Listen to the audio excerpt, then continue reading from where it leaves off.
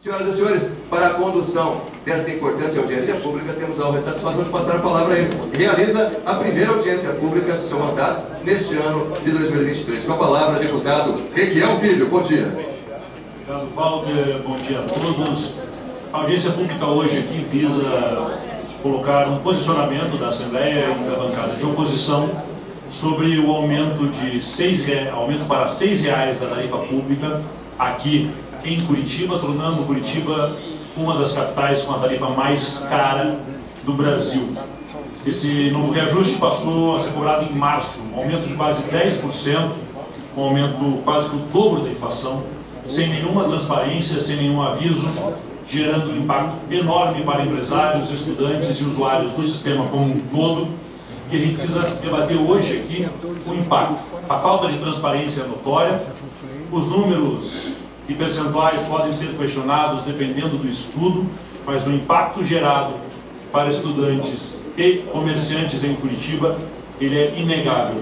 Então a nossa audiência hoje é para traduzir esse impacto. Está aqui o Felipe e o Fred, que fizeram um manifesto, vou explicar para vocês o que é esse manifesto, e depois nós vamos abrir a palavra para o pessoal que está nos assistindo colocar as suas posições, os seus entendimentos na sequência. Eu acho que a gente começa com o Fred ou com o Felipe? Começamos com o Fred aqui, então, colocando, o Felipe começando. Olá, bom dia. Quero agradecer esse espaço para todos que estão presentes.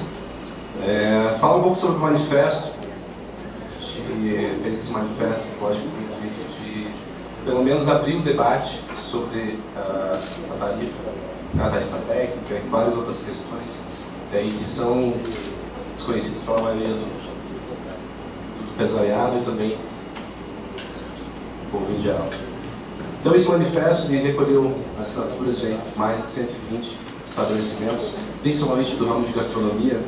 E uma das coisas que a gente mais questiona além do porquê desse aumento, a forma com que ele foi feito, porque um aumento que foi dado via decreto às 4 da tarde, para começar a valer à meia-noite,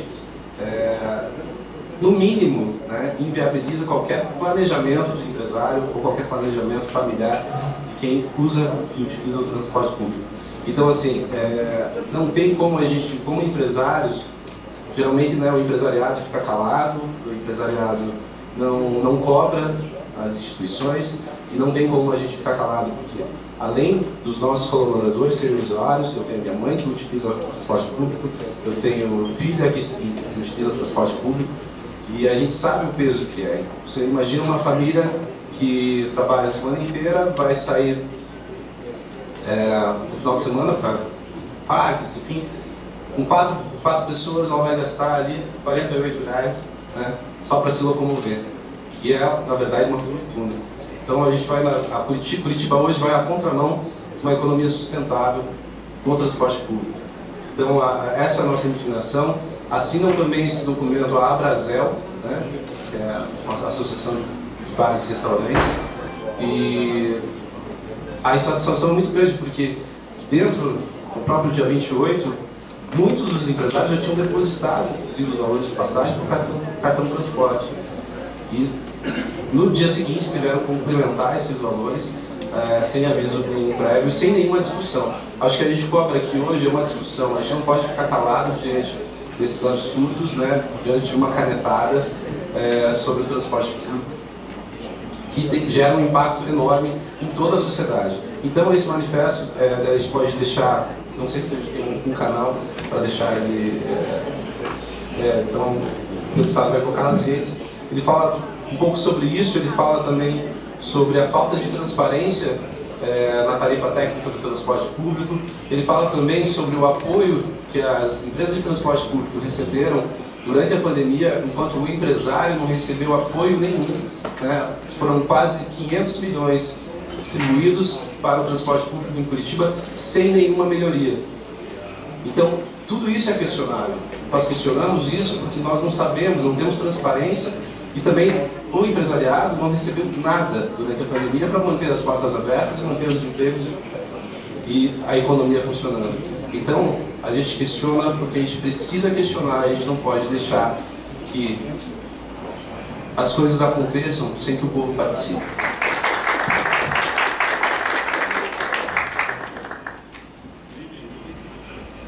Felipe, agora com a palavra, empresário, engenheiro, chefe de cozinha, jornalista, jogador de futebol, vai falar aqui pra gente. Bom dia a todos. Vocês me ouvem bem aí? Acho que sim. Eu queria complementar, na verdade, a fala do Fred, porque o que a gente está vendo é, como ele disse, uma contramão com relação às políticas de sustentabilidade para a cidade de Curitiba. Fala-se muito numa cidade inteligente, fala-se muito de modais inteligentes de transporte, mas o que a gente vê na administração municipal é um velho modelo sendo sustentado pelo bolso do trabalhador, né? Nós empresários, muitas vezes a gente empreende com o dinheiro do nosso cheque especial, fazendo a exploração ali para poder fechar as contas no final do mês, ainda que a narrativa desconheça essa batalha que a gente passa, aceita. E a gente tem que ser eficiente, eficaz para vender nossos produtos e eficiente no gasto dos nossos recursos. O que acontece é que toda a dificuldade que é enfrentada pelo sistema de transporte público de Curitiba é absorvido com a transferência de recursos do pagador de impostos para o concessionário. Esse contrato ele tem décadas, com a mesma pessoa, o mesmo grupo, o mesmo conglomerado. Não vou explicitar porque eu não conheço de fato as pessoas, mas o que eu queria dizer aqui é que a prefeitura e a URBS tiveram contato com estudos do professor Luiz André Werneck Fumagalli. Inclusive, ele deu algumas entrevistas recentemente falando sobre a tarifa, explicando de que há maneiras de se baixar a tarifa do transporte municipal que não sejam só o repasse e o aumento da passagem de ônibus. Como o Fred disse, esse aumento impacta em 20 milhões que são sugados do comércio e dos estudantes que estão aí, e são direcionados diretamente ao concessionário do transporte público. O que nos carece de explicação, pelo menos elucidação, pelo menos qualquer discussão que não foi feita, como o Fred mesmo citou, o decreto apareceu 4 horas da tarde numa sexta-feira, deixando só o plantão do judiciário para resolver uma questão que é muito mais abrangente e muito mais complexa do que um juiz em plantão está ali para discutir se um assassino tem que ir preso ou não. Enfim, pode discernir, e até é entendível o porquê da negativa da juíza aquele tempo, justamente porque nunca foi feito isso aqui. E o que acontece, no tempo da pandemia, esse professor ele apresentou um estudo para que de fato o transporte fosse inteligente, já que todas as informações de capacidade, gasto e etc. são instantâneas para a URBS e para a prefeitura. Isso quer dizer que, através da tecnologia que a gente já tem aqui implementada, a gente poderia ter um sistema eficaz de transporte público. Mais ônibus rodando nos horários de pico, menos ônibus rodando nos horários em que eles estão vazios. O que é óbvio para a gente, empresário que lida com a administração de recursos num cheque especial de uns juros de 300% do cartão de crédito. Mas, infelizmente, como a cartada do prefeito, sem chance de resistência, foi dada uma sexta-feira, às 4 da tarde, fazendo esse tipo de covardia com o judiciário, para ele ter que apreciar uma questão tão complexa, isso acaba ficando sem a discussão necessária. E isso acarreta prejuízo a todos nós. O vulto é de 20 milhões mensais, como eu já havia citado antes. E outra coisa que é mais preocupante para a gente, não é só, é lógico que não é uma mesquinharia aqui, a gente quer esse dinheiro. Não, isso na verdade impede que vocês, estudantes, andem pela cidade. Nega a vocês o direito da cidade. Nega às pessoas de baixa renda o direito ao entretenimento. R$ 48,00 é 1,25 do salário mínimo do Estado. Eu fiz a conta, me corrige alguém se tiver a calculadora na mão, acabei de fazer de cabeça. Mas é 1,25 do salário mínimo do Estado. Isso é um dia inteiro de trabalho só para uma família de 4 pessoas ir até o centro da cidade, por exemplo. Tá? Então é latente, urgente, absurdo que isso tenha sido feito dessa forma. Para nós, nos pega de surpresa, como o Fred falou, porque onera o nosso o nosso olerite, isso fica por cargo dos empresários. E aí me estranha que é um governo que diz ser tão pró-empresário, não é mesmo? Não discutiu uma das coisas mais básicas, que é a folha, o maior não para aqueles assim milionários tipo o Fred, mas para os empresários comuns e correntes do setor de serviços, a folha, o imposto sobre folha, e a folha é o maior gasto do setor de serviços. Gastos esses que, obviamente, a prefeitura, como pode, e fez essa redistribuição de rendas avessas aí, não respeitou. Então é isso, e que eu poderia até falar mais, mas vamos participar o resto do pessoal. Obrigado, gente. Bom, agora que já tem a visão da parte empresarial, eu vou convidar o professor para falar um pouco mais sobre os problemas do contrato, até porque o professor Lafayette é uma sumidade no assunto desse contrato. Faz anos que ele está nessa briga conosco contra esse contrato de transporte coletivo em Curitiba. Bom dia a todos e a todas. Eu quero agradecer o convite feito pelo deputado Equiel Filho, líder da bancada de oposição nesta casa. Eu acho muito importante esse debate. Me parece que o que tem que ser feito é isso mesmo, debater exaustivamente, até que nós possamos passar para o conjunto da população o que está ocorrendo com o transporte coletivo de Curitiba e do Brasil. Esse modelo, ele é nacional. Agora, há uma particularidade. Curitiba realmente é onde está mais visível a desproporcionalidade entre renda e tarifa. Eu acho muito importante a iniciativa dos empresários do setor de serviços, porque agrega bastante. Porque nós temos que enfrentar uma questão próxima. Esse contrato, como disse muito bem o deputado Equiel Filho, ele vem de 2010. Mas desde 1980, nós estávamos brigando para ter licitação. O então deputado estadual Roberto Requião de Melo Silva conosco estava nas vilas de Curitiba em 1975, fundando associações de bairro para lutar por uma tarifa adequada à renda da população. Veja, 75. Requião, devido a esse movimento todo nosso, nas comunidades de base, das pastorais, das associações de bairro, ele se torna a representação na Assembleia, a primeira representação na abertura política. Foi eleito deputado estadual em 1982. Eu estou falando isso porque a gente precisa fazer um marco histórico. Essa luta não é nossa, essa luta é antiga. Então, esse ponto é fundamental. E o Requião, depois se elege prefeito, já aplica a nossa pauta e anula os contratos. Por quê? A partir do que o prefeito Roberto Requião anulou?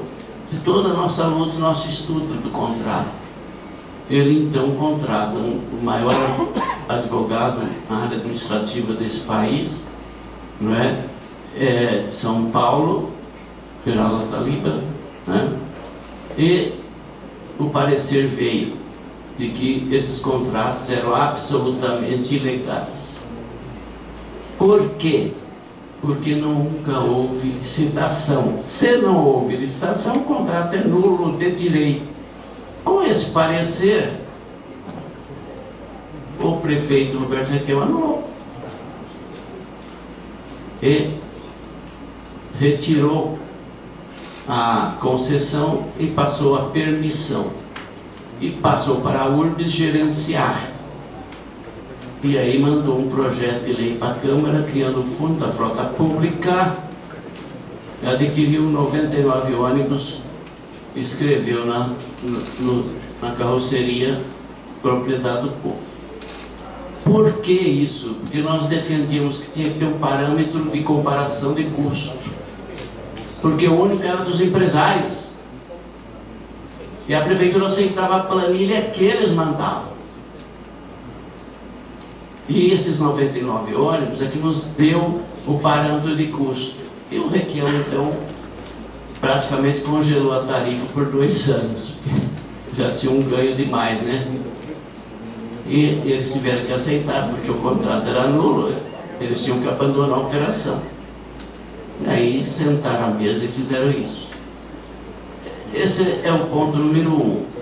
O ponto número 2, que a briga continuou, e nós conseguimos coletar 88 mil assinaturas.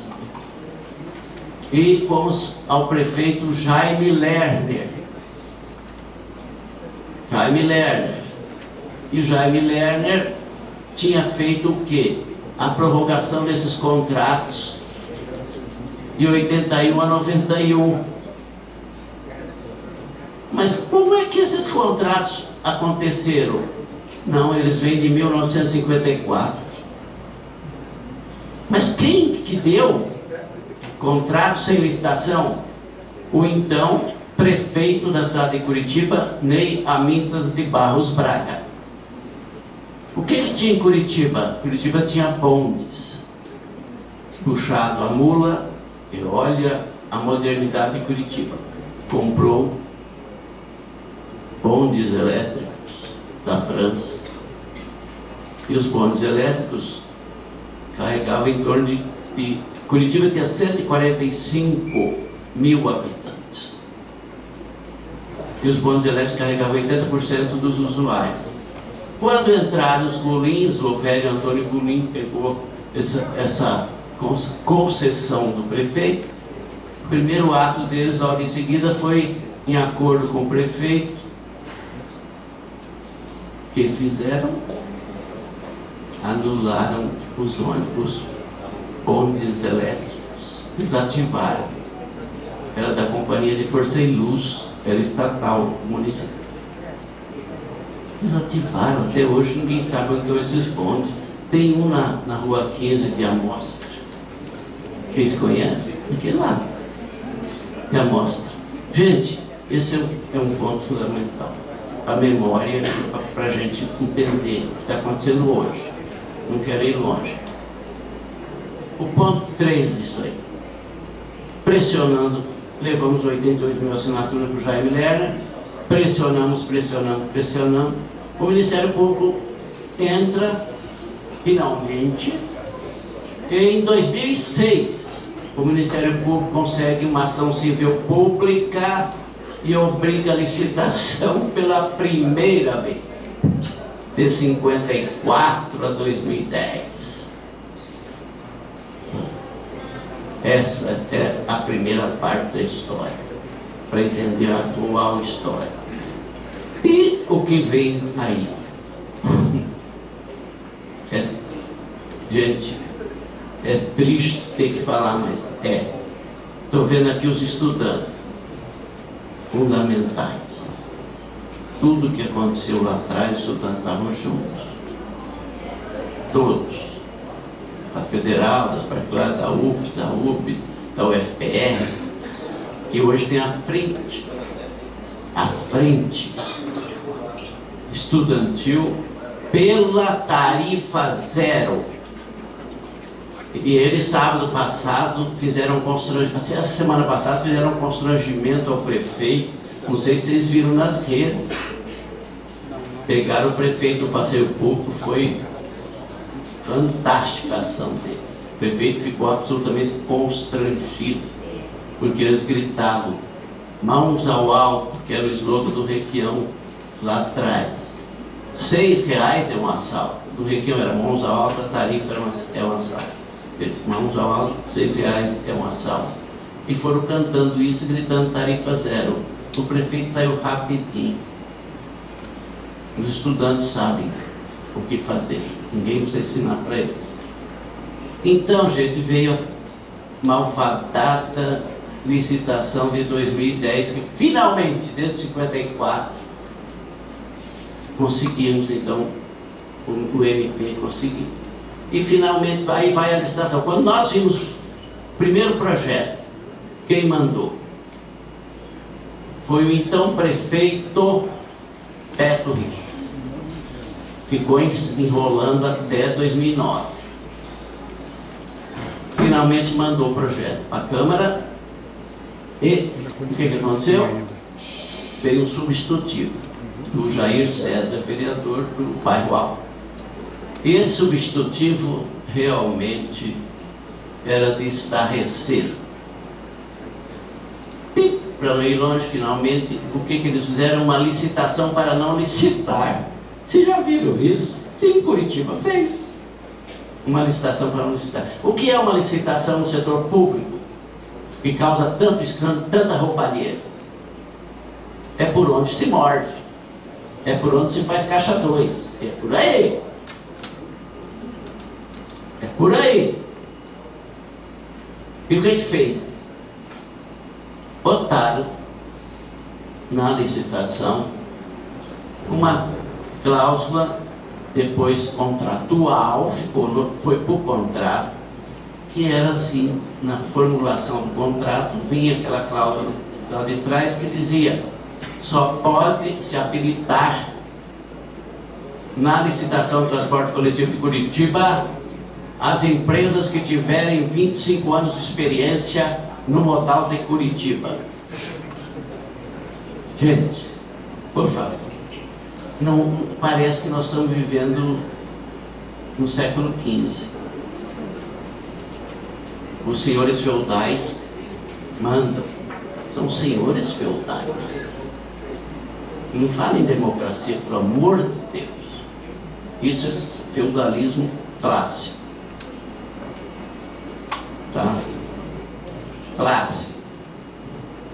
E assim foi. Ganharam. Ganharam. Nós entramos com recurso na URBS para não fazer a licitação. Perdemos. Aí fomos para a justiça, que fazer o administrativo, fizemos, venceram. 9 pessoas, eu mais 8. Clair Martins, eu vou estar. O pessoal do SENGE, o pessoal dos bancários, o pessoal da UFPR que eu entrei, né, e assim por diante. Perdemos. E a sentença foi litigância de má-fé. Aí os advogados olhavam e riam: mas como que é litigância de má-fé? Quando estão defendendo milhares de usuários, eles não estão agindo em causa própria. Como que a justiça bota a litigância de má-fé? Má-fé de quem? De 9 pessoas na ação popular? Foi. Condenados a pagar R$2.000 cada um. Foi. Aí recorremos ao TJ, nada. Aí a gente fica perguntando: que justiça é essa, meu Deus? Não é da Bíblia, não é do Alcorão, não é de nada. Recorremos ao Superior Tribunal de Justiça. Perdemos. E finalmente o GAEC entrou com ação e o GAEC provou que houve fraude. E a ação está tramitando. E segundo, está aqui no tribunal. Está aqui. Tramitando. Os empresários tentaram embargar, dizendo que houve fim de prazo. Fim de prazo, mas esse caso não era fim de prazo. Né? Os advogados sabem o termo, né? Requião Filho. Eles tentaram usar isso. Mas aí o pleno do tribunal disse: não, continue correndo a ação. A ação continua correndo. E essa ação do GAECO foi Guarapuava, Foz do Iguaçu, Paranaguá, onde as empresas do Golin participaram de licitações. Em Guarapuava houve prisão. Aqui o GAECO foi atrás, nós tivemos vexame de ver empresários correndo por trás das garagens. Entendeu? Finalmente é isso. Não é isso. E para terminar, me desculpe. me desculpe, porque esse passado para mim é memória viva, isso não é passado. Isso guia o futuro. A história só serve para guiar o futuro. Se eu não a conheço, eu não sei para onde eu vou, nem sei de onde eu vim. E é isso, finalmente. Aí vem os reajustes. Quais reajustes? Todos assim. Agora, uma coisa eu vou dizer para concluir depois com a tarifa atual. Quarto ponto. É que sempre eles decidiram a tarifa. Foi eleito pela segunda vez com o tema transporte coletivo, ou então Gustavo Fruit, filho do velho Maurício Fruit, companheiro do Requião do velho MDB. E Gustavo ganhou também como Requião com mãos altas, tarifa assalto, botou os empresários com bandido, o prefeito com bandido, e o Requião ganhou. Gustavo também botou o quê? Vou abrir a caixa preta. Fez a mesma coisa que Requião, o tema vou abrir a caixa preta. Aí a população percebeu. A população tem memória, viu? Porque elegeu o Requião com o tema transporte. Tem memória, viu? Porque elegeu o Gustavo com o tema transporte. A população sabe que está sendo explorada, sabe? Mas por que não reage? Gente, pessoas sozinhas não reagem. Pessoas sozinhas continuam sozinhas. Tem que ter uma forma de organização, como nós tínhamos ações de bairro, comunidades de base lá atrás. Agora, quem está organizando o povo hoje? Onde é que está o povo? Ah, o povo é para cá. O povo não é para cá. Quando dá chance de ele voltar, ele vai lá e diz o que ele quer. É isso. O povo é conservador, o povo não é conservador. Me desculpe, eu não aguento mais esse discurso. Se fosse conservador, eu não elegeria o Requião prefeito, deputado estadual, prefeito, 3 vezes governador e senador. Se o povo fosse conservador, não elegia o Lula presidente 3 vezes. Essa conversa me cansa muitas vezes. Não dizer que o povo é conservador. O povo ele sabe das coisas, basta apontar. Então, o Gustavo abriu a caixa. Ponto. E daí? Nomeou. Eu fui nomeado, o pessoal da frente do transporte, nós tínhamos uma plenária nomeados, tá? Pessoal dos 5 sindicatos, APP, a PUFPR, bancários, tem mais o Síndio Urbano, que é ligado à URB, os trabalhadores da URB, e o SENGE, fomos nomeados. Fizemos 4 meses de trabalho dentro da URB. Eu vou dizer uma coisa para vocês sobre fraude. Na tarifa. Sim, para entender que agora não há. O que foi? Decidimos fazer audiência pública, lá no salão da URBS, no auditório. Os empresários não faltaram a uma reunião. De março a julho. Não faltaram, e não mandava assessor não, eles foram. Porque eles sabiam que ali podia a coisa pegar fogo. E o presidente do sindicato dos empresários, o João Molinho, estava na sessão, eu estava fazendo uma abordagem, ele estava lá com o presidente do sindicato, eu pedi que me explicasse uma coisa. Como é que a URBS sabe a quantidade de óleo diesel gasto na frota? O presidente da URBS, na ocasião, respondeu: recebemos um relatório das empresas. Falei, não dá, né? Aí eu dei um exemplo só, para não ir longe, gente, porque é muita coisa, tá? Isso merece um curso de especialização de 360 horas, tá? O que aconteceu? Eu disse, não dá para aceitar. Por quê? Eu falei, porque eu vou dar um exemplo só. Quem viaja de avião, olha na janela e vê um caminhão da fornecedora de combustível. Liga, eu botei agora nas redes a fotografia para explicar o que aconteceu. Liga a bomba, liga lá o caminhão. Tem um medidor de combustível. A Petrobras ou as distribuidoras Shell sabem online quanto foi de combustível naquele avião. Falei, por que não bota isso também nas bombas das empresas? Porque não tem como acreditar num papel que eu lanço quanto foi. E o combustível pesa 15% na tarifa. Agora foi para 22%, gente. Agora foi para 22%, né? Você pode verificar. A pizza da URBS, entre lá na URBS, transporte coletivo, tarifa, tem uma pizza. É dividida em partes, tudo que compõe o custo. Foi para 22, tá? 22,5. Aí, sabe qual foi a resposta da URBS e dos empresários? É muito caro esse equipamento. Foi essa a resposta, está gravada. Gente, olha, quem quer aceitar isso, aceita, tá?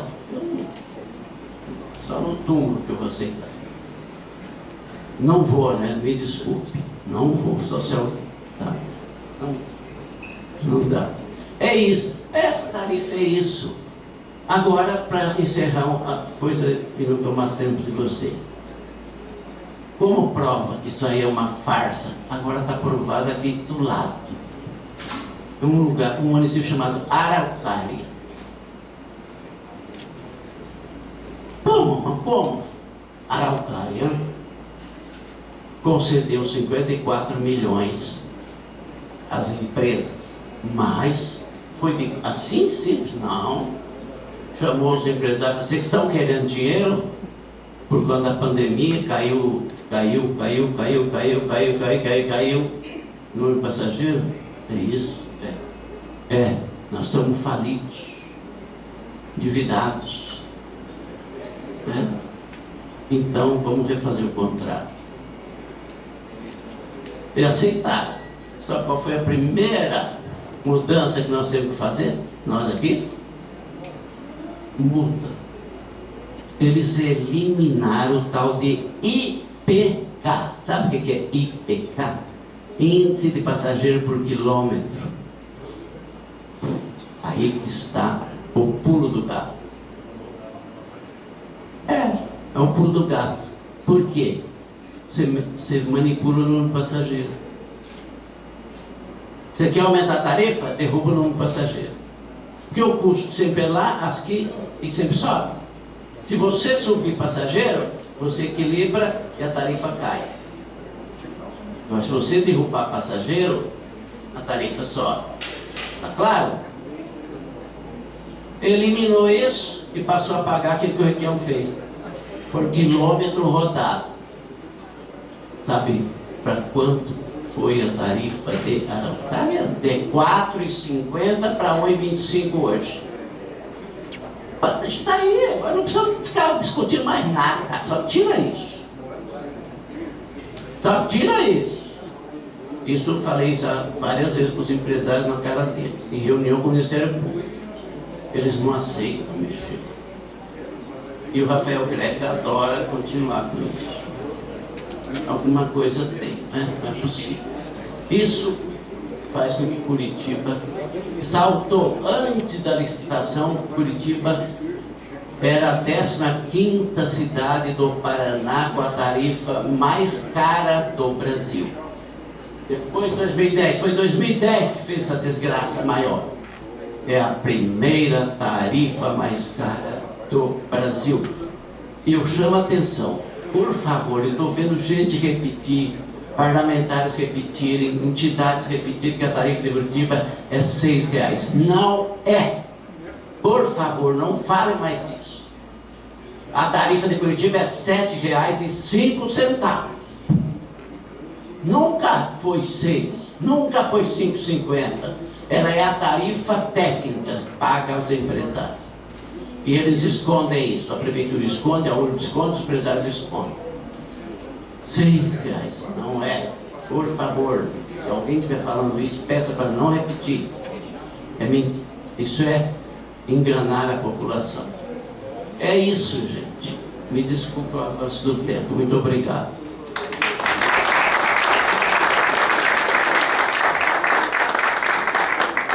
Bom, obrigado, professor Lafayette. Vou pedir para a Ana dar uma palavrinha com a gente aqui. A Ana é diretora de Relações Institucionais da UPS. Ela vai colocar o lado dos estudantes que estão sofrendo com isso. E queria só contar uma anedota para vocês. Nós entramos há uns 8 anos atrás contra a Prefeitura de Curitiba e as empresas de ônibus por causa da tarifa. Sabe o que aconteceu? Os nossos queridos oficiais de justiça não achavam as empresas para citá-las. Só para vocês terem uma ideia, nós tivemos o mesmo problema quando a gente entrou com uma ação contra o pedágio. Os oficiais de justiça não achavam as empresas. E é incrível que quando as empresas entram com uma ação contra o Estado, antes mesmo de ser distribuído, o Estado já é citado. Então a gente tem que entender também que o sistema inteiro está podre, professor. Não é só a prefeitura. Ana, palavra contigo. Bom dia, gente. Meu nome é Ana, eu sou da UPES. A gente veio contar um pouco como está a situação aqui para os nossos estudantes. Foi dito ali na mesa do nosso movimento da Tarifa Zero, que é um movimento que vem trazendo muita gente para o movimento estudantil, e é algo que a gente está tendo muita força agora, muita visibilidade, né? É importante falar sobre o quanto isso afeta na família agora, principalmente para os alunos da região metropolitana, acaba afetando em 20% da tarifa, a tarifa acaba afetando 20% da renda familiar, né, dos estudantes.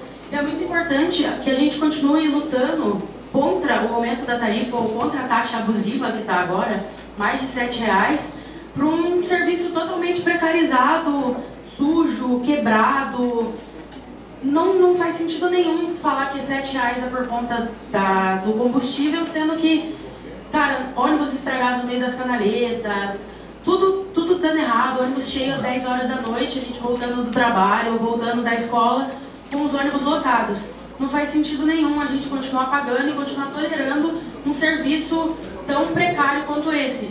Eu acho que é importante a gente falar também sobre a desburocratização do passe estudantil, que hoje em dia a gente tem apenas 2 meia passagens. Então a gente, num dia só, a gente tem uma passagem e, como foi dito na mesa também, a gente é privado de espaço, sabe? De cultura, de lazer, de fazer um curso, de estágio, porque a gente tem apenas uma passagem por dia.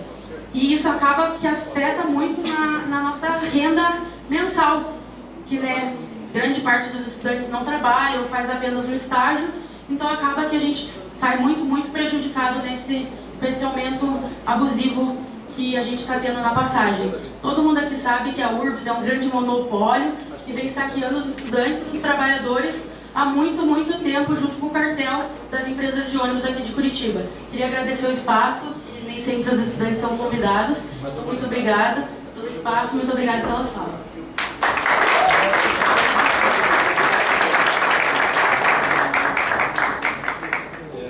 Nós vamos abrir a palavra também para o pessoal que quer falar, mas antes o Felipe quer trazer para vocês aqui um desmentido de fake news, alguns pontos, e na sequência quem quer falar está ali com o Rafael. Como é que é o nome dele, Peliche? O Renan quer falar, você usa a fala aqui conosco, o Petri só vai desmentir aqui para nós, o Felipe, algumas fake news sobre as tarifas e o transporte coletivo de Curitiba. Pessoal, alô? Eu não gostaria de deixar de dizer, lá na minha cidade, que não é exemplo de transporte público, sob nenhuma hipótese, mas eu pegava um ônibus que ele percorria 40 quilômetros, junto com o trânsito, tá? Junto com o trânsito normal, andava na cidade e tal, e ainda assim esse ônibus hoje é mais barato que a tarifa de Curitiba, só para exemplificar. Houve sim, dado pela URBS, houve uma queda, né, professor? De acordo com a URBS, houve uma queda no uso da passagem, Só que a gente tem umas inconsistências numéricas aqui, professor. Claro que eu vou estar aqui chovendo uma olhada, ainda mais do lado do senhor, mas me preocupa muito o apropriamento do discurso com relação ao aumento dos combustíveis e etc. e tal. Bom, se hoje 22%, como o professor acaba de me atualizar, é custo em combustíveis, o dado do professor Luiz André Werneck Fumagalli, que é diretor, conselheiro da URBS e pesquisador da UFPR, nos diz que cada aumento de 10 centavos no consumo aumenta em 5.000 passageiros o uso do transporte público. Ou seja, há uma não linearidade entre essas coisas, porque o cara acaba aumentando renda quando o combustível aumenta. E isso não é comentado, isso não é dito, e a gente, como empresário, eu engenheiro, acho uma inconsistência absurda e descarada, e está aqui escrito. Outra coisa é que a atratividade dos ônibus aqui, que é uma grandeza um pouco mais subjetiva, que é o que traz o usuário ao transporte público, é completamente negligenciado em termos de cobrança pública, de uma maneira geral. Esse contrato não tangencia isso.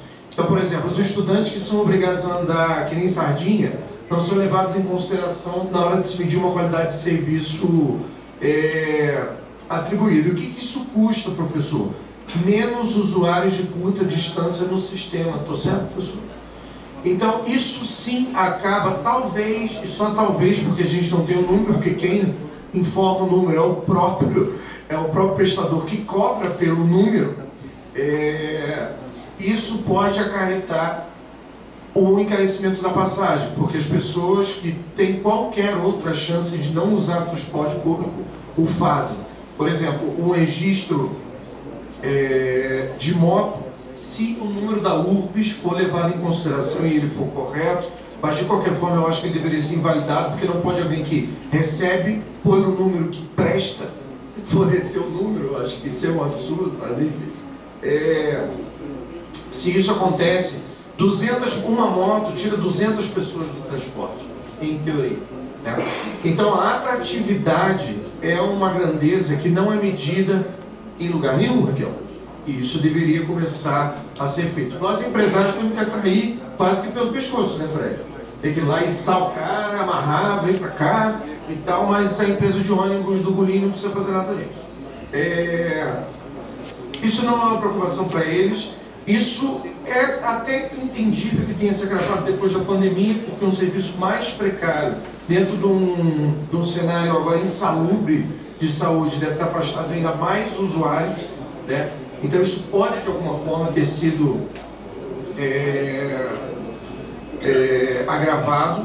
E em suma, com relação à atratividade, é um problema que a própria empresa causa, que ela não sana, que ela não trata, pelo qual ela não é cobrada a prestação de contas sobre o serviço, mas ela cobra pela excelência, ela cobra como se excelente fosse. Então, a gente é pressionado o tempo inteiro a dar lucro, o tempo inteiro, tanto pela narrativa, quanto pela cultura, quanto pela própria necessidade de a gente pagar aos outros acachapantes juros de outras atividades não tão morais quanto são os bancos. Mas a gente não vê um esforço da URBS em um real dimensionamento de frota para os horários, já que isso é tão trivial hoje em dia medir. E obviamente a gente não vê, como muito bem citado pelos estudantes, nenhum esforço para que a administração pública faça com que o ônibus seja a força motriz da arrecadação de renda e pagamento de impostos pelo comércio, de tirar o pobre da periferia, o estudante de casa, levar ao centro da cidade, consumir nos restaurantes, consumir nos cinemas e consumir onde mais eles querem e necessitam para usufruir da cidade. Muito obrigado, pessoal. Deputado Leitão Filho, com a sua licença e permissão, que Vossa Excelência passe a palavra, convidar para que venha à mesa também uma ilustre presença conosco, senhoras e senhores, agora deputado federal, deputado Tadeu Venere, recebendo um carinho a saudação. Peço que venha também para poder fazer a saudação. Antes de passar, deputado, também cumprimentar, agradecer a presença da representação da deputada Marli Paulino, que está conosco também aqui nesta oportunidade. Deputado Leitão. Mandamos o Tadeu para Brasília, mas o Tadeu não sai de Curitiba. Deputado bom é assim. Na sequência, o Tadeu vai falar, o Fred quer trazer mais os dados também, o professor quer fazer uma colocação e nós temos algumas pessoas inscritas, o Renan, o Gerson, a Ana Clara quer falar pela frente e o Rodrigo Lins quer falar. Já vão se organizando para falar e nós vamos pedir a vocês entre 3 e 5 minutos para a gente não se alongar muito, até porque nós estamos tendo outras audiências e outras reuniões importantes hoje em Curitiba. Então, o Fred vai colocar o dele aqui só para complementar aqui, e nós passamos a palavra para o deputado Tadeu e o professor complementa. Então, só para complementar, existem hoje na cidade de Curitiba 72 opções de integração, são aquelas integrações de transporte público em pontos de ônibus, terminais, ruas da cidadania, que levam de 5 até 2 horas. Estudo do vereador Dalton Cota, que é importante trazer aqui. E mais em 200 delas não existe essa opção. Então, além do cidadão ter que pagar um transporte caríssimo, ele não tem a opção, por exemplo, de descer numa rua da cidadania em alguns lugares, ou numa praça que teria que fazer algo muito rápido e retornar ao transporte público, utilizar novamente com a mesma passagem. Isso não acontece. Também tem alguns dados, desde 2020, o transporte público de Curitiba, com a desculpa de reduzir custos e modernizar o transporte, reduziu o número de cobradores, né, nas linhas de ônibus de Curitiba, e nenhum desses valores foi repassado ao usuário. Então, assim, realmente a gente não pode, os movimentos estudantis são os mais importantes, eu acho que nesse momento são os que mais utilizam o transporte público, mas nós empresários, nós cidadãos comuns também não podemos deixar isso dessa forma. A discussão tem que ser feita com a gente. Obrigado, Fred. Agora a palavra com o meu líder aqui da Assembleia e meu professor aqui, Tadeu Venere, para discutir conosco. Obrigado, Maurício. Bom dia a todos, bom dia a todas. Eu quero cumprimentá-lo porque eu acho que o tema é recorrente e extremamente necessário. Todas as vezes que nós fizemos debate a respeito do transporte coletivo, isso já tem algumas décadas, vi aqui o professor Lafayette, quando o professor Lafayette ainda tinha os cabelos pretos, nós também, já se fazia o debate a respeito do transporte coletivo. E falo que é recorrente porque, infelizmente, o Maurício conhece bem isso, até porque também o seu pai fez esse mesmo movimento, outros deputados aqui já fizeram. Nós enfrentamos um grupo extremamente poderoso, não só no Paraná, mas no Brasil todo, e que tem tido praticamente o monopólio de todo o transporte coletivo na região metropolitana, em Curitiba e no Brasil todo, tanto a nível intermunicipal, municipal, como também estadual e interestadual. Só nós lembrarmos que até hoje não tivemos as tais licitações necessárias para as linhas intermunicipais, que, por exemplo, daqui a Maringá, daqui a Londrina, nós temos praticamente o monopólio de uma única empresa. Então é importante que façamos esse debate. Eu espero depois, Maurício, que a gente possa acessar as conclusões desse debate e que aqui uma saudação especial aos estudantes que estão aqui, porque, como o senhor acabou de colocar, são os mais prejudicados. Nós temos tido casos de pessoas que deixam de frequentar as aulas porque não têm condições de pagar pelo transporte. Parece uma coisa talvez até impensável nesse período, mas ela acontece e acontece com muita frequência. Parabenizo o meu líder aqui, porque na verdade o líder é o Maurício, é o líder da oposição.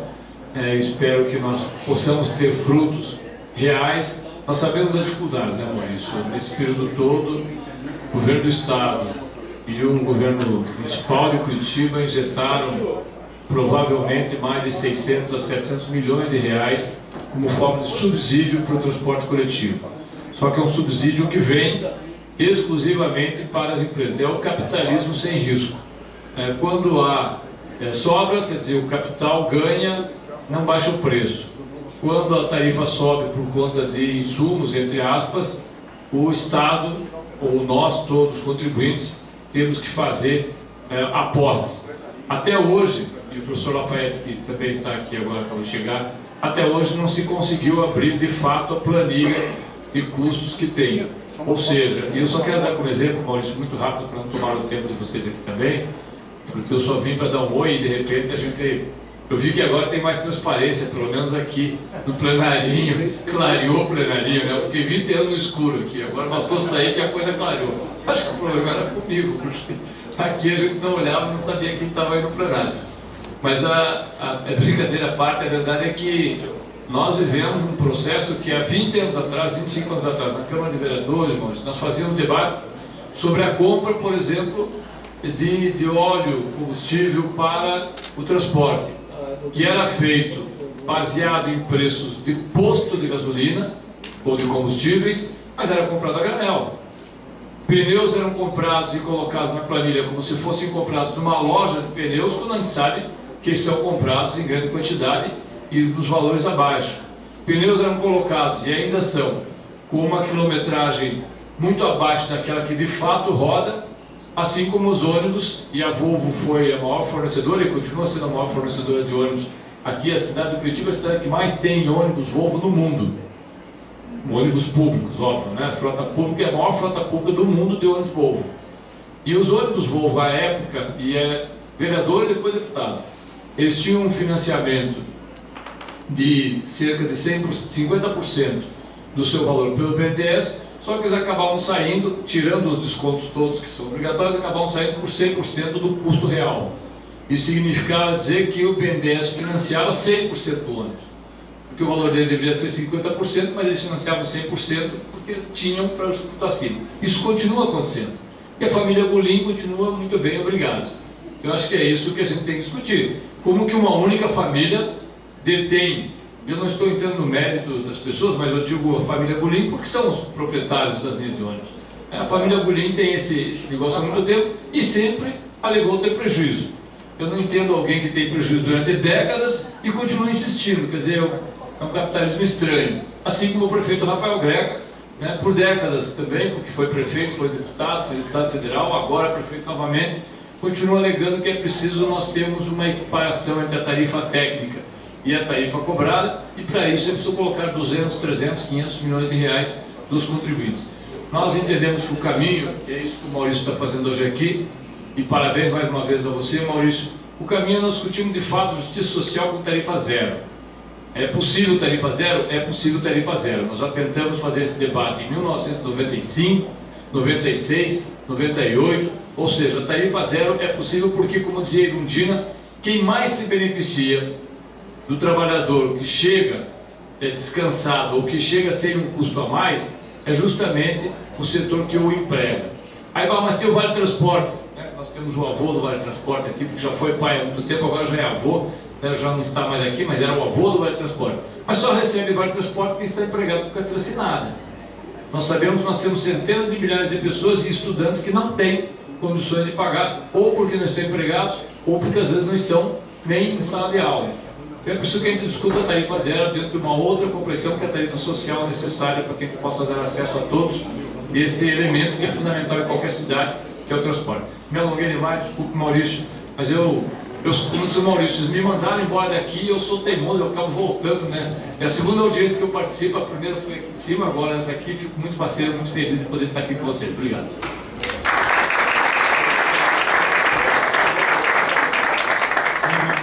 Sem contar que a gente tem uma audiência fora daqui ainda hoje, para tomar algumas posições sobre pedágio, sobre papel e outras coisas. Professor, o senhor vai falar mais um pouquinho, quer falar? Renan, se você já quiser esperar aqui, o Renan é mestre em Direito também, que vai trazer para nós aqui algumas opiniões sobre o contrato. Professor. Sim, foi bom o Tadeu entrar no debate, né? Ele também está calejado com esse tema aí, né? Como o Requião Filho e o velho Requião. E outros tantos que estão aqui, essa juventude e o pessoal que está aqui nessa mesa hoje acompanhando. Eu queria aproveitar o que ele colocou para reforçar fake news. É fake news o tamanho da queda do número de passageiros para justificar, repassar 700 milhões. 700 milhões. 250 em 2021 de subsídio, 250 em 2022, 268 em 2023. E aí o Jornal de Santa Catarina publicou que o Goulin está construindo um prédio em Balneário Camboriú vai gastar 282 milhões. Só nos 268 já pagou o prédio. É o dinheiro que não volta para o transporte. Esse é o escândalo. É o escândalo. Não volta um tostão para o transporte, gente. Perceberam? A galinha de ovos de ouro está enriquecendo em outras atividades econômicas. E não tem o ônibus sucateado, vida útil vencida na maioria da frota. Preste atenção. O ônibus que eu tomo do Guabirituba, ele está com 25 anos rodando. E agora não é mais Guabirituba, agora é a Vila Macedo que passa pelo Guabirituba. Enxugaram. Essa é a questão. Agora, por que eu digo que é fake news? Não sou eu o Tribunal de Contas do Estado do Paraná. Quando deu essa polêmica, para saber quanto que era a queda ou não era a queda, colocou 2 auditorias. No início, sim, entra no site, Tribunal de Contas, auditoria, pandemia. Primeiro início da pandemia e fim da pandemia. Qual foi a constatação dos auditores do Tribunal de Contas? Não houve queda. Bom, como é a questão? Qual é a questão? Vamos lá. Do ponto de vista do custo, diminuir a frota. Os ônibus estavam superlotados. Uma questão elementar, para não ir longe. Quem, em sã consciência, pode dizer que os trabalhadores de chão de fábrica, do setor de serviços, trabalharam online na pandemia? Por favor, se alguém souber, me informe. E esses têm que trabalhar, porque senão perde o emprego. Esses continuar trabalhando, pelo amor de Deus, como é que a gente engole tamanha fake news? Todos continuaram trabalhando para manter os seus empregos. Ponto. Então onde é que está a queda? Uber. Sim, a classe média que usa. De vez em quando o trabalhador usa Uber, hein? Alguém me explica se tem trabalhador usando Uber, de baixa renda usando Uber. Moto, sim, aqueles que precisam financiar a moto para trabalhar. Exatamente. Então, fake news. Para quê? Para elevar a tarifa. Para chegar a 7,5, gente. Entenderam o primeiro raciocínio que eu fiz no início? Você diminui passageiros, você eleva a tarifa, aumenta o subsídio. Essa é a manobra, o fundo do gasto. O TCE desmentiu fake news. O Tadeu falou uma coisa importante para eu concluir. Tarifa zero é a saída. Mas como então? 64 cidades no Brasil já tem. Paraná já tem 5 cidades. Tem aqui, onde? Vizinho. Tijuca do Sul, primeiro a implantar. Paranaguá, segundo. Matinho, terceiro. 4 Barras. Colombo, eu não tenho certeza ainda. Estava também no processo. 64 cidades do Brasil. Como é que vai pagar a tarifa zero? O Tadeu falou a emenda Irundina. A Irundina, quando o prefeito de São Paulo mandou um projeto de lei para a Câmara, o lobby das empresas derrotaram. A velha e corajosa Irundina, com 84 anos, deputada federal, levou para Brasília. Aprovou a PEC. A PEC da Irundina hoje está na Constituição, artigo 6º da Constituição. Que diz o artigo da PEC da Irundina? O transporte coletivo equiparado a um bem social, igual a saúde e educação. Leia-se, saúde e educação é gratuito, transporte constitucionalmente é gratuito. Agora sim, Tadeu, nós temos que botar na Constituição, né, no orçamento da União, e outra, é tripartido o pagamento, gente. É federal, estadual e municipal. Essa é a questão. Quem já botou no orçamento? Só o município que fez tarifa zero, Araucária. Araucária não é subsídio, presta atenção. Não fale que Araucária é subsídio. Não é. Araucária está no orçamento da Secretaria de Obras E transporte, 54 milhões. Foi onde eles usaram para negociar o fim do IPK e derrubar a tarifa de 4,50 para 1,25. E eles chegaram à tarifa zero dessa forma. E nós podemos planejar, escalonar. Não precisa ir de uma vez porque é complicado o sistema todo. Você vai escalonando. Em 4 anos o governo Lula pode zerar a tarifa, junto com o Estado e junto com o município. Resolvido. E o que mais? Incorpore o Vale Transporte. Isso vai para o orçamento do município. É essa a questão. Professor Lafayette, agradecer mais uma vez, a Vossa Excelência permanece conosco, até para responder as questões. Deputado Requião Filho, com sua licença e permissão, rapidamente, cumprimentar o Carlino Fraga, que é o nosso vice de Alto Paraná, o popular mirador, está aí conosco. Obrigado pela presença e pela participação. Aqui o doutor Renan abre, então, nesse instante, as arguições, né? Eu peço aos amigos e amigas também, já podem ficar aqui do lado, aqui, enquanto o doutor Renan faz uso da palavra. Doutor Renan, bom dia. Bom dia a todos e todas. Eu sou o Renan Ziemer, mestre em Direito do Estado, também filiado ao PDT. Agradeço a oportunidade da fala. Então, complementando as falas, gostaria de fazer uma abordagem jurídica do contrato, especialmente que a primeira licitação de 2009, que resultou no contrato de 2010, ela é a primeira licitação realizada com base na lei de concessão de serviço público. Então, só que na forma que foi realizado o edital, houve uma grande restrição da concorrência, tanto que só houve um consórcio que disputou por lote, oferecendo praticamente o preço máximo, com pouquíssimo desconto, assim, menos de 1% de desconto em relação ao preço máximo admitido no edital. Então não houve concorrência. E as empresas estavam certas de que não haveria concorrência porque ofereceram o preço máximo, né? Então, quais foram as causas jurídicas assim, que afastaram a concorrência? Eu posso destacar, além do que o professor Lafayette falou, da exigência de capacidade técnico-operacional, que era a experiência principalmente com biarticulados, que só tem em Curitiba, né? Então só as empresas que já atuavam em Curitiba cumpririam esse requisito, o que por si só já é ilegal, né?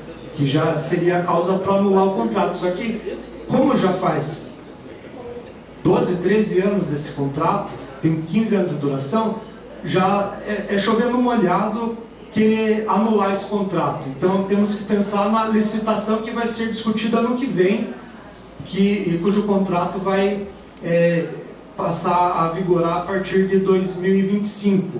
Então esse é um tema urgente, porque a próxima licitação está aí, e a elaboração desse edital tem que ser discutida. Outro fator que também causa essa restrição da concorrência são as garagens. Como a gente sabe, Curitiba cresceu muito, os imóveis estão muito caros, e cada garagem exige um imóvel que às vezes ocupa uma quadra inteira. Então, apenas as atuais operadoras possuem esses imóveis para garagem. E se uma nova operadora quiser disputar, ela teria que comprar às vezes uma garagem na região metropolitana, por exemplo. E é um custo muito elevado você adquirir, equipar essa garagem, antes de saber que venceu ou não a licitação. Por isso, a proposta que eu apresento seria a necessidade de desapropriação das garagens, porque assim retira esse fator que restringe a competitividade. Então, empresas atuantes em outros municípios também poderiam, de fora do Paraná ou do Paraná, participar dessa licitação, porque, como eu disse, um dos principais fatores para o preço elevado da tarifa foi a falta de concorrência. E um outro fator também que dificulta são os lotes muito grandes, né? Curitiba foi separada em 3 lotes, mais um lote metropolitano. O lote metropolitano foi desmembrado por decisão do Tribunal de Contas, dizendo que não foi regular a licitação, e inclusive está em discussão a licitação do transporte metropolitano ao mesmo tempo, né? Só que vão ser separadas. Só que com essa separação, também em outras causas, quando o governo do estado acabou com o subsídio estadual, ficou inviável a URBS manter a integração financeira do transporte metropolitano com o urbano. Então houve essa separação. Em razão dessa separação, o prefeito da época de Curitiba, ele aprovou uma integração física, né, que é os ônibus metropolitanos desembarcam nos terminais de Curitiba e eles conseguem acessar o sistema municipal. Só que tem essa dificuldade. Será que não está tendo um subsídio que os passageiros de Curitiba estão arcando? Por quê? Quando o passageiro da região metropolitana embarca, ele paga a tarifa para a antiga Comec, que agora é uma agência metropolitana. Só que quando ele embarca em Curitiba para retornar para a região metropolitana, ele paga a tarifa em Curitiba. Então, teria que haver um acerto de contas para ter certeza de que, por exemplo, se alguém mora em Colombo, próximo da divisa de Curitiba, vai se deslocar, por exemplo, 1 quilômetro dentro de Colombo e mais uns 10 quilômetros dentro de Curitiba. Ou seja, o custo desse transporte em Curitiba seria muito maior do que o de Colombo. Então, não pode ser essa distribuição igualitária, teria que ser uma distribuição proporcional ao custo. E como eu não tive acesso a esses dados de quilometragem e tudo, mas é um fator bem importante para ser considerado. E, como o professor Lafayette também falou, o professor Marco Cavalieri também já propôs, da Federal, seria a separação do contrato da frota. Teriam 3 alternativas. Hoje, a frota ela é integrada com a concessão, né? Então, a mesma empresa que opera é proprietária da frota. Teria a opção da frota pública, o BNDES oferece linhas de crédito com juros baixos para garantir essa viabilidade, até porque um dos custos muito elevados que diminui a concorrência é o aporte inicial na concorrência, que é assim: como as atuais proprietárias concessionárias são proprietárias dos veículos, quando acaba a concessão, o município tem que indenizar essas empresas para reaver a propriedade dos bens reversíveis, que são os veículos, os ônibus. Só que logo daí o valor da outorga do contrato é usado para indenizar a antiga operadora e ela adquire, então a nova operadora adquire os veículos. Se fizer a frota pública, teria essa despesa uma única vez e daí, independentemente das renovações do contrato, permaneceria público. E assim, os juros que o BNDES oferece para a prefeitura é menor do que para as empresas. Tem uma certa diferença, pequena, mas tem. Então garantiria uma economia à frota pública. Mas uma outra alternativa seria uma espécie de leasing, um contrato apartado da concessão da frota, como o leasing, né, que é uma espécie de locação. Poderia, que é fácil, algo que o sistema financeiro, porque na verdade só seria o capital financeiro. E a operação da frota, que seria motoristas, cobradores, oficina mecânica, garagem, permaneceria só separado. Isso, como o maior gasto nesse contrato é a frota, porque hoje as garagens são das atuais operadoras, né? Então também poderia reduzir o prazo das concessões, para ter concessões, por exemplo, a cada 5 anos, porque seria a concessão só de serviço. Bom, muito obrigado. Então, teria mais assuntos para falar, mas deixo para uma próxima oportunidade.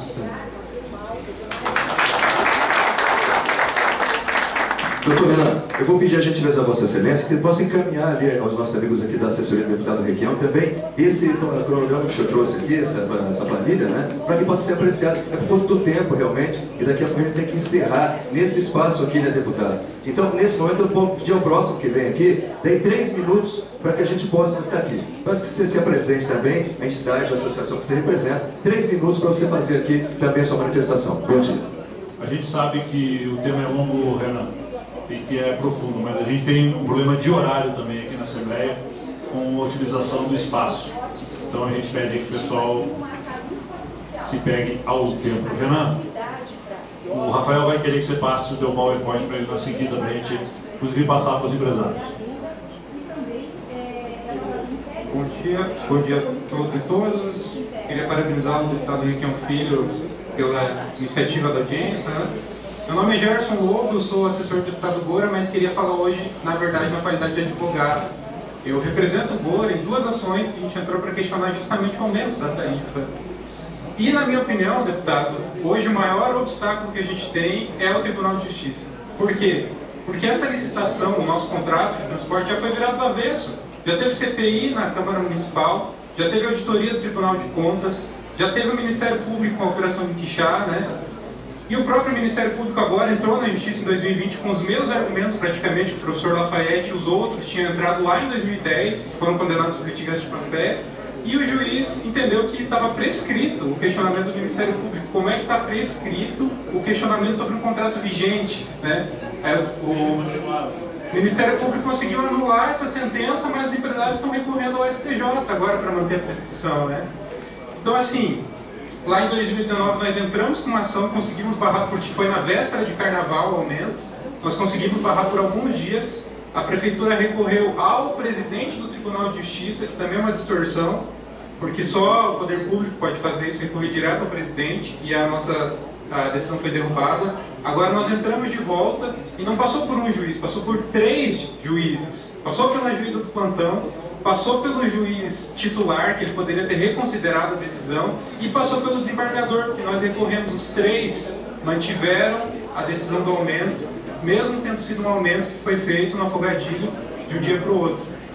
Então, assim, eu acho que o nosso trabalho hoje, eu acho que é fazer lobby junto ao Tribunal de Justiça. Essa palavra lobby tem uma conotação negativa no Brasil, mas eu acho que se as empresas fazem, nós temos que fazer também para que eles entendam a importância de se democratizar o transporte público, né? E parece que o Tribunal está muito alienado dessa discussão, porque é uma questão que realmente afeta milhões de pessoas, né? Então, como que o Tribunal entende que uma decisão de um dia para o outro que afeta milhões de pessoas está dentro da transparência, está dentro dos princípios da administração pública, né? Então, queria parabenizar o deputado, queria dizer assim, que espero que seja a primeira de muitas, porque acho que tem que ser um ciclo aí para a próxima licitação de Curitiba, né? E que a gente traga também o Tribunal de Contas nos próximos, porque eles fizeram um curso semana passada, a Isabel, que é assessora da Câmara, participou comigo, e infelizmente não tinha ninguém da Prefeitura, né? O curso sobre licitação de transporte público. Mas o Tribunal tem técnicos que tem um acúmulo muito bom, já que já fizeram as auditorias do transporte, né? Já verificaram que tem ali questões de sobrepreço. Então, acho que a contribuição deles também poderia ser interessante para a gente. Queria agradecer. Obrigado. Obrigado, Gerson. O Gora também está em outra agenda, ele não pôde estar aqui, mas está sempre participando conosco dessa discussão.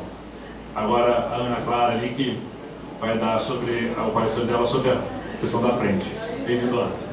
Bom dia, gente. Meu nome é Ana Clara, como representado. Estou hoje aqui representando a frente pela tarifa zero, né? E acho importante, foi bom ter o Tadeu vindo também, né? Ele tem esse acúmulo, achei bem boas as falas, as colocações. E algumas coisas que eu queria pôr aqui pra gente pensar, para avançar justamente nessa licitação que o companheiro trouxe, que é para entrar em voga em 2025, né? Acho que a gente precisa ter esse tipo de pensamento mesmo. Ano que vem tem eleições municipais, a gente precisa estar preparado, né? E aceitando esse debate, principalmente, assim. E a minha colocação aqui é bastante do que, acho que o companheiro que é engenheiro, não me recordo seu nome, Felipe, ele colocou, né? A gente é sempre levado a entender as questões dos governos como lucro, né? E as empresas entram sugando nesse sentido. E não faz sentido essa lógica quando a gente pensa no transporte coletivo, entendendo como direito à cidade, entendendo isso como mobilidade urbana e as diversas esferas que a mobilidade urbana circunda, assim, né? Então, uma das coisas que é importante de pautar, talvez isso apele mais, né, para a prefeitura, que é gritante sua ausência, tanto nesse espaço como em outros, assim, né, desse debate que teve no TCE também, essa formação, esse processo, né, para corroborar na licitação, a ausência da prefeitura, ela é sistemática, né, é sintomática, melhor dizendo. E daí, nesse sentido, talvez entender que colocar outras questões que sensibilizem mais, não sei, mas mesmo a questão ambiental, né? Como o transporte coletivo de qualidade, ele contribui para a menor liberação de CO2 nos nossos ares, né? E isso, para além disso, a gente pode pensar maior mesmo, como os transportes coletivos poderiam ser elétricos, como isso pode ser um avanço, assim, para a ciência mesmo, e um investimento que precisa partir da pesquisa, né? Como foi colocado aqui. Eles pesquisam muito bem quando é para diminuir frota de ônibus, né? Eles sabem muito bem daí o trajeto e tudo mais, o que pode fazer para dar um jeito para diminuir. Isso é outra denúncia, né? É importante a gente colocar. Porque no mesmo momento que aumentou a tarifa, diminuíram as frotas gritantemente e teve demissão em massa dos cobradores e cobradoras, sabe? Então, as contas não batem. É importante a gente colocar isso, porque não é uma luta. Eu tenho um pouco de discordância de que são os estudantes quem mais sofrem com isso. Não é. São os trabalhadores desempregados, são o pessoal que estão nas periferias sem direito a nenhum acesso à cidade. Quando tem ponto de ônibus, tem que andar 2 km para chegar no ponto de ônibus, sabe? Então, acho que tudo isso precisa ser repensado, o direito à cidade, ao acesso e, assim, pensar essa mobilidade urbana também pensando nos desempregados, nas pessoas de ocupações de bairro, assim.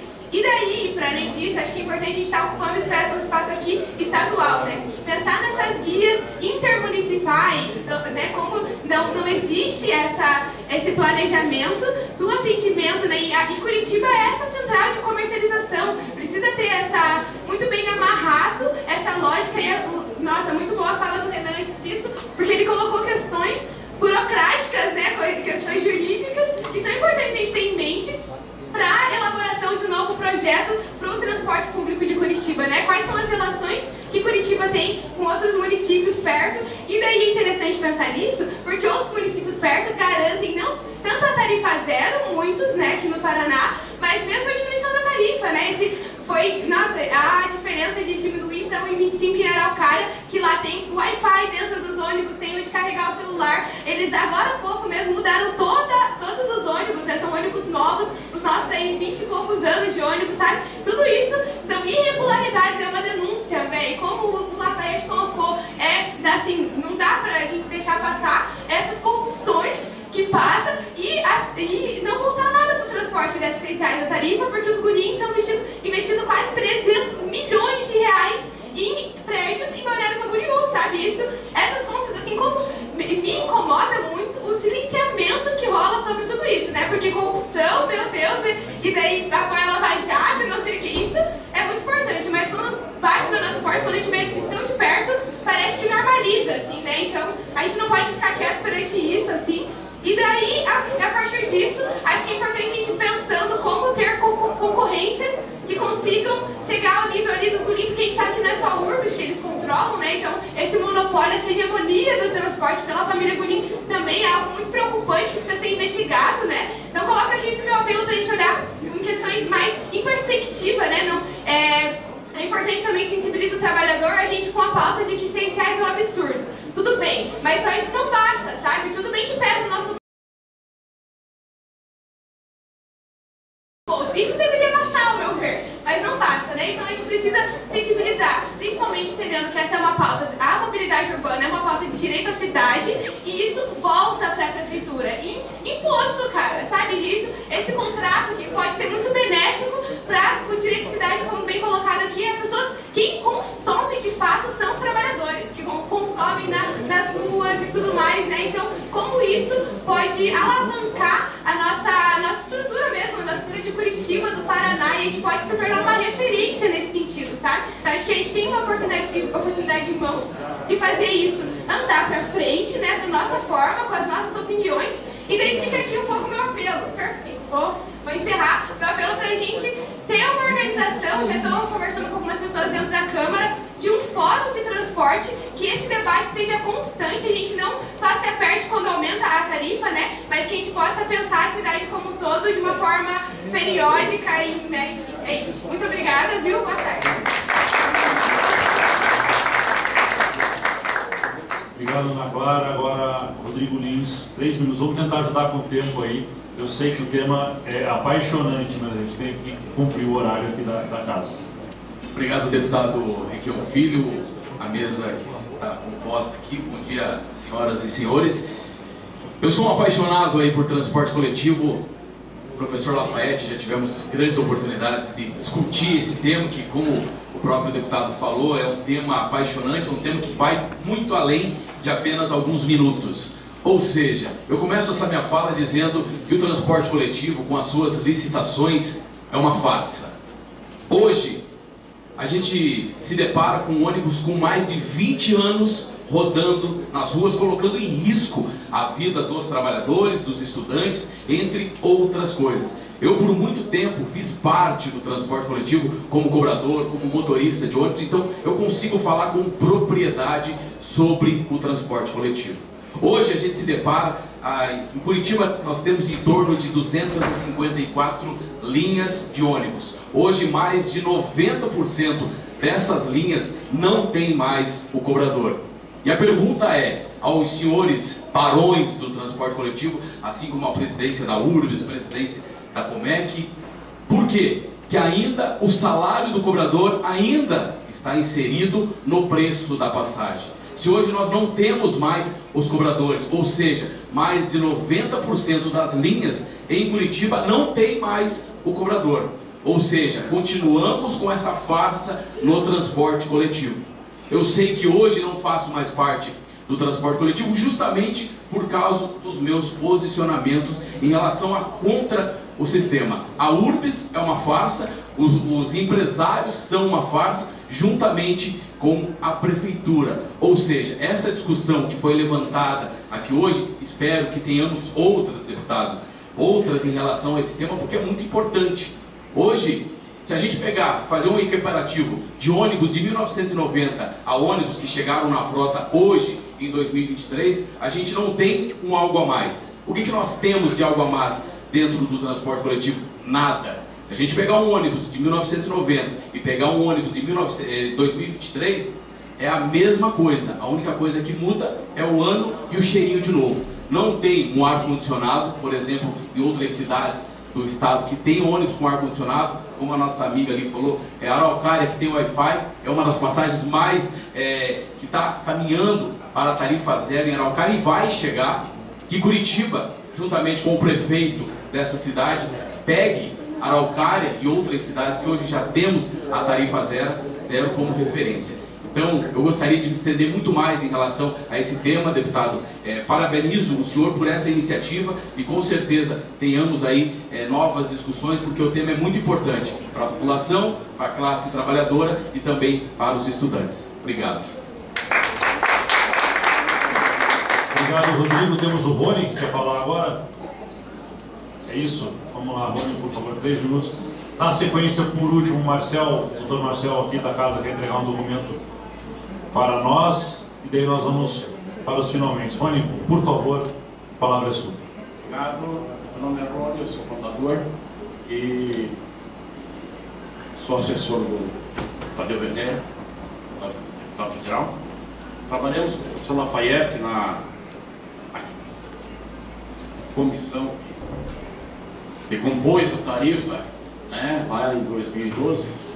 Mas eu queria fazer uma abordagem aqui, falando primeiramente de onde vem essa responsabilidade do município sobre o transporte coletivo. Vem da Constituição, como existe também em outro cenário. Opa, está traindo aqui. Melhorou. Vem de outro cenário, a questão do pedágio. A obrigação com relação ao transporte coletivo urbano é do município. Mas ele pode conceder isso, ele pode delegar esse serviço, permitindo que esse concessionário ele cobre a tarifa por conta disso. Nada impede que o município seja ele o executor dessa política, desse serviço, que tem que ser uma política pública, e política pública é de Estado, não é política de governo. É como a saúde, é como a educação, que já foi falado aqui agora há pouco. Para não me estender muito e poder abordar uns aspectos que não me chamam a atenção, não terem sido focados aqui, saindo um pouco desse cenário, vamos entrar então na composição da tarifa pública, né, professor Lafayette? Tudo, pelo menos em Curitiba, tudo que diz respeito ao transporte coletivo urbano sai da tarifa. É a tarifa que paga. Inclusive esse lucro, né, do empresário que está investindo lá em Camboriú. Nós temos um déficit habitacional em Curitiba fantástico, sabe? Não temos habitação, estamos fugindo um pouco do tema, mas veja só, da tarifa que o indivíduo paga para se locomover, para ir trabalhar, às vezes não teriam de morar. E, no entanto, dessa tarifa que está pagando um investimento caríssimo, lá sabe Deus aonde. Então, quem paga tudo o que acontece no transporte coletivo é o usuário através da tarifa, porque ele é consumidor final, então ele paga desde os encargos que incidem sobre isso até o lucro do empresário. E para terminar, eu queria falar sobre um assunto que não foi focado aqui e está no jogo desse cenário, dessa disputa, né, para operar esse transporte. Por que durante tanto tempo, minha gente, Curitiba só foi servida no transporte coletivo urbano, municipal, por apenas um modal? Porto Alegre tem chama de metrô de superfície, né, que é o VLT, que transporta 100 mil passageiros por dia, sabe?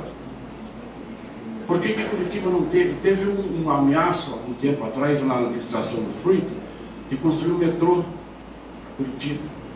Onde é que foi parar essa... Foi feito até um projeto.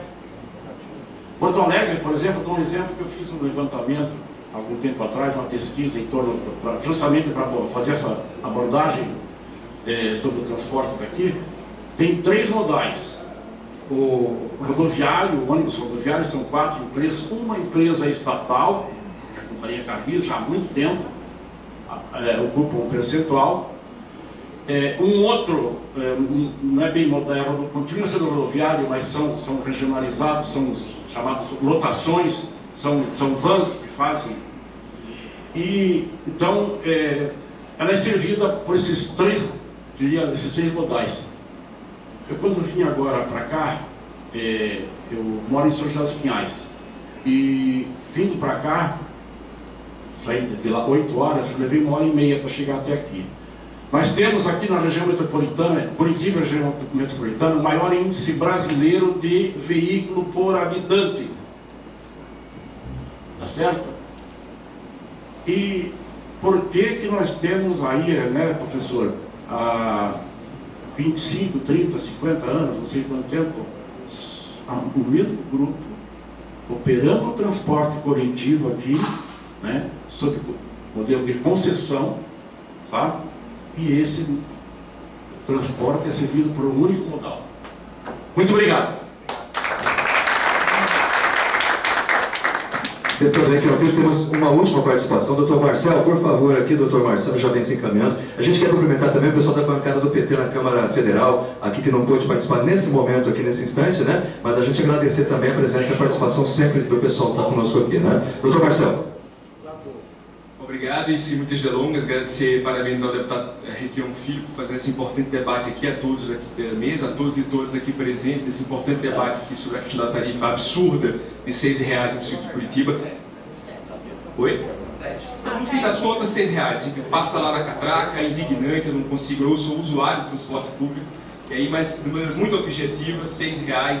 E nesse contexto, só querendo trazer aqui o documento que o Conselho Permanente de Direitos Humanos do Estado do Paraná produziu, entregou já à Prefeitura Municipal de Curitiba, à URBS, à Câmara Municipal de Curitiba, ao Ministério Público do Estado do Paraná e ao Tribunal de Contas do Estado do Paraná. Essa é a intenção de entregar à mesa, já está o deputado Requião, com sua assessoria Ana Paula e o Fernando Tosi, então com esse documento, e de maneira muito sucinta que pede este documento. Pede que a Prefeitura suspenda o decreto junto com a URBS 308, que criou esse 306 de 2023, pede de igual maneira que a Câmara Municipal possa criar algum instrumento interno na Câmara Municipal que monitore todas as recomendações da CPI de 2012.